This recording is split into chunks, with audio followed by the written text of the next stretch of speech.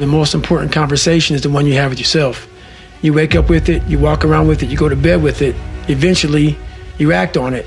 Sometimes you act on it good, sometimes bad. You got to change the internal dialogue.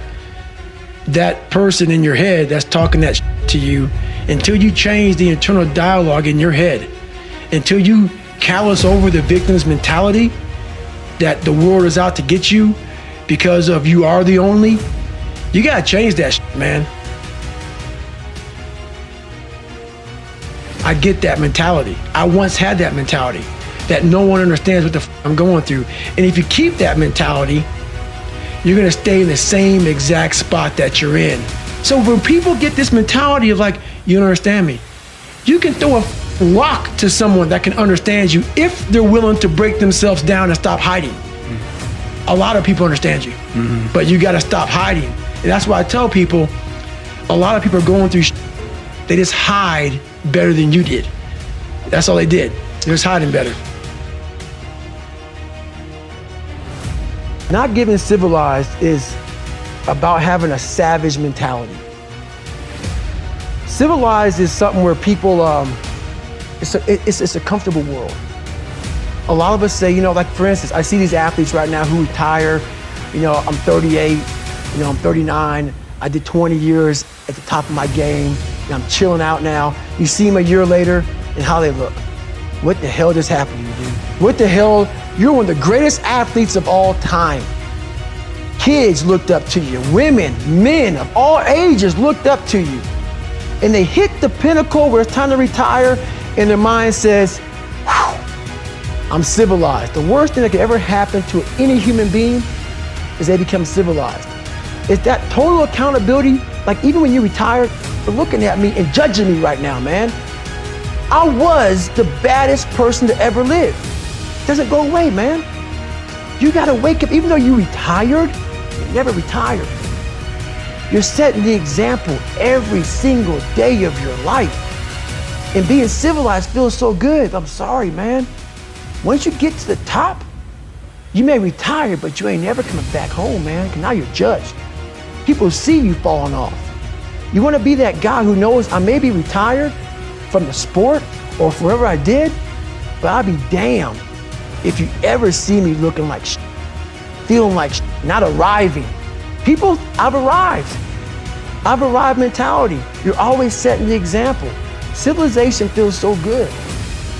These comfortable feelings are what people want. They want retirement. They want that, they need that. It's a yearning feeling. I want it too. People love putting a label on me about, my God, man, you're just wired different. Wired different, dude. I'm thinking right now, after I got past my stuttering thing, now I'm on a roll, I'm good now. You know what I'm thinking about right now? I'll wake up tomorrow and do the same shit again. I'm constantly callousing over my victim's mentality that I once had growing up. Every day you have to do this shit. Because why? When you stop doing it, you don't just maintain it. If you stop shooting a gun, you're not gonna be a great shot if you pick a gun up a year from now. The only way to keep from getting rusty, you gotta keep challenging it every day.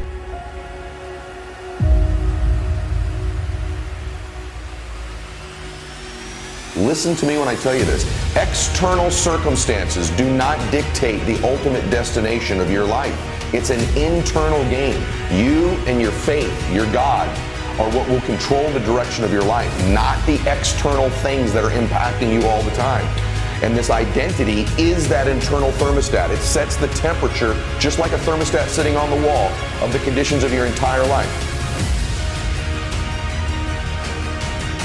The thing I'm most obsessed about that I know is going to get me to the ultimate version of me is constantly elevating the temperature in the areas that matter to me, adjusting that thermostat setting higher and higher and higher and higher so that I can get those conditions to match it, because it always will. You will always get your thermostat setting, always in your life.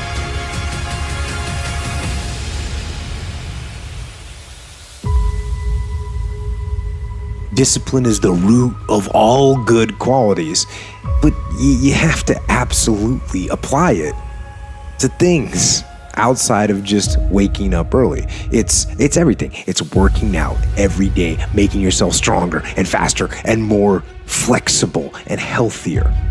Discipline is eating the right foods to fuel your system. It's about disciplining your emotions so you can make good decisions. It's about having the discipline to control your ego so your ego doesn't get out of hand and control you. It's about treating people the way you would want to be treated. And doing the tasks that you don't necessarily want to do, but that you know will help you or help your team. It's about facing your fears. It takes discipline to face your fears so you can conquer them.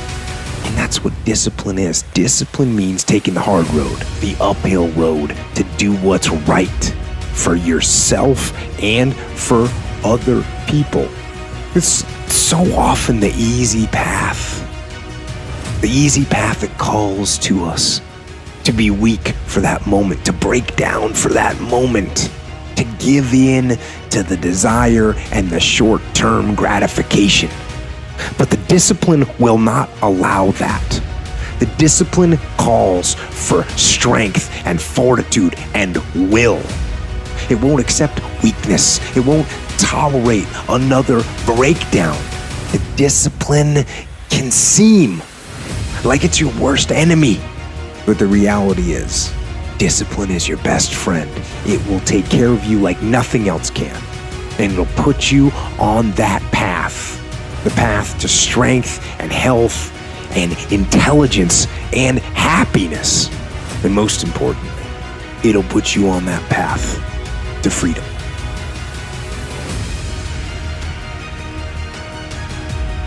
Your brain is the most powerful weapon in the world. Once you put away your phones and your computers and all that shit we have nowadays, that's great. We're up to date. Your brain is the only thing you have when you're going through depression, when you're going through hard times, you're going through death, real life shit. You can't Google that shit, man. You're alone. You're alone. You may have a shrink you're going to, you may have a best friend you're going to, but there's 24 hours in a day where you're alone in this brain. And your brain is talking to you in all kinds of ways. And it wants to control you and pull you in these different pockets. If you can't control your own brain and your brain controls you, you're fucked. You gotta tell your brain where you wanna go and how you wanna go and how you wanna get there. You gotta control it. If not, it's over. How am I gonna fucking make this work? And all I knew back then was hard work. The only way anything gets accomplished. That's all I heard back in those days. You gotta work hard. I realized if I keep going back and going back and going back,